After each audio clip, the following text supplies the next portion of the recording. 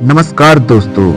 आज हम बात करेंगे एक ऐसे व्यक्ति की जिनकी सोच ने दुनिया भर के लोगों को प्रभावित किया, रजनीश ओशो। पर साथ ही कई बार उन्हें चरित्रहीन भी कहा गया।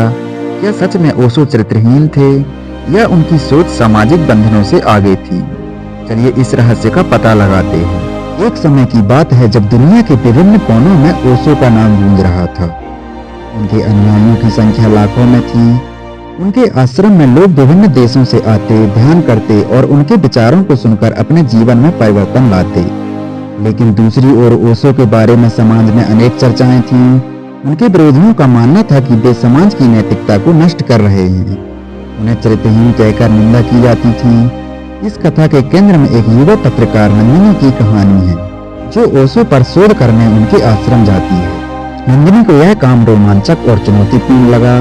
समाज की नजरों में ओशो का व्यक्तित्व विवाद से भरा था, लेकिन उनके अनुयायियों की भक्ति और उनके विचारों की लोकप्रियता नंदिनी को हैरान कर रही थी। उसने तय किया कि वह सत्य की खोज करेगी। नंदिनी ने पुणे में स्थित ओशो इंटरनेशनल मेडिटेशन रिसोर्ट का दौरा करने की योजना बनाई। ट्रेन में सफर करते हुए उसके मन में अनेक सवाल घूम रहे थे। क्या ओशो ने सचमुच समाज की नैतिकता को चुनौती दी थी? क्या वे वास्तव में समाज द्वारा लगाए गए चरित्रहीनता के आरोपों के पात्र थे, या फिर यह सब एक मिसअंडरस्टूड जीनियस की कहानी है? रात के अंधेरे में जब ट्रेन अपनी रफ्तार से दौड़ रही थी, नंदिनी ने खिड़की से बाहर झांकते हुए तय किया कि वह न केवल ओशो के अनुयायियों से बात करेगी, बल्कि उनके आलोचकों से भी संवाद करेगी। पुणे के ओशो आश्रम का प्रवेश द्वार नंदिनी के लिए किसी आध्यात्मिक दुनिया में प्रवेश करने जैसा था। वहाँ की शांति और अनुशासन ने उसे प्रभावित किया। एक महिला जो वहाँ पर वॉलंटियर थी, उसे रिसेप्शन पर मिली। महिला ने मुस्कुराते हुए पूछा, आप यहाँ पहली बार आई हैं? नंदिनी ने जवाब दिया, हाँ, मैं एक पत्रकार हूँ और ओशो के जीवन और उनके विचारों पर शोध करने आई हूँ। महिला ने आत्मविश्वास से कहा, यहाँ आपको हर जवाब मिलेगा। नंदिनी ने आश्रम के विभिन्न हिस्सों में घूमना शुरू किया। उसने कई साधकों और अनुयायियों से बातचीत की। इनमें से कई विदेशी थे जो अपनी मातृभूमि छोड़कर भारत में ओशो के विचारों को अपनाने आए थे। स्टीव, जो एक अमेरिकी था, उसने कहा, ओशो ने मुझे मेरी जिंदगी का असली मतलब सिखाया। उन्होंने कहा कि प्रेम को बांधना गुलामी है।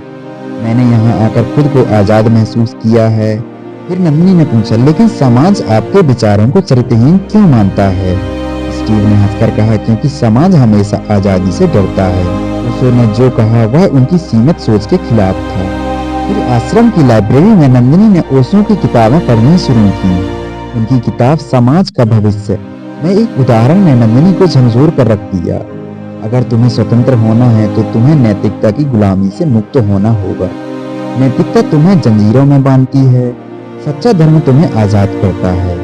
नंदिनी को यह बात साहसिक लगी, लेकिन यही विचार उनके आलोचकों के लिए चरित्रहीनता का आधार था। आश्रम में माधवी नाम की वृद्ध साधिका से नंदिनी का परिचय हुआ। माधवी ने ओशो के साथ 20 वर्षों तक समय बिताया था। माधवी ने कहा, ओशो को समझने के लिए तुम्हें अपने मन के पूर्वाग्रहों को छोड़ना होगा। नंदिनी ने जिज्ञासा से पूछा, लेकिन समाज उन्हें गलत क्यों समझता है? तभी माधवी ने उत्तर दिया, क्योंकि समाज को हमेशा एक जैसे लोग चाहिए। ओशो अलग थे। उन्होंने समाज के पाखंड को उजागर किया।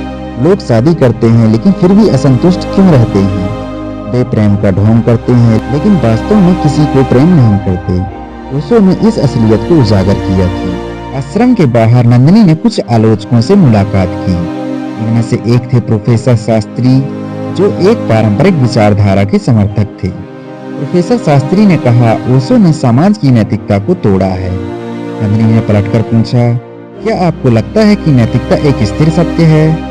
शास्त्री ने तर्क दिया, नैतिकता समाज के मूलभूत आधार पर टिकी होती है। ओशो ने इसे चुनौती देकर समाज को अव्यवस्थित कर दिया है। धीरे धीरे नंदिनी को समझ में आने लगा कि चरित्रहीनता का आरोप समाज की अपनी सीमित सोच का परिणाम है। ओशो ने जीवन को उनकी पूरी स्वतंत्रता और सहजता के साथ देखने की बात की। उनके विचार शायद समय से आगे के थे। आश्रम में बिताए गए दिनों ने नंदिनी को बदल दिया। उसने अपनी रिपोर्ट में लिखा, ओशो को चरित्रहीन कहना उनके विचारों और उनके साहस को नकारने जैसा है। उनका जीवन समाज की दोगली नैतिकता को चुनौती देने का प्रतीक था। उन्होंने हमें सिखाया है कि प्रेम, स्वतंत्रता और ध्यान से बड़ा कोई धर्म नहीं है। आखिर में ये स्पष्ट है कि ओशो की सोच सामाजिक बंधनों से परे थी। उनकी पहचान उनकी कठिनाइयों से नहीं, बल्कि उनके बंधन मुक्त विचारों से होती है। ओशो की कहानी उन लोगों के लिए एक प्रेरणा है जो सामाजिक संबंधों से परे सोचने का साहस रखते हैं। आपका इस विषय पर क्या विचार है, हमें कमेंट सेक्शन में जरूर बताएं और वीडियो को लाइक और शेयर करना ना भूलें। धन्यवाद। और ऐसे ही ओशो से जुड़ी बातों को जानने के लिए चैनल को सब्सक्राइब कर लें।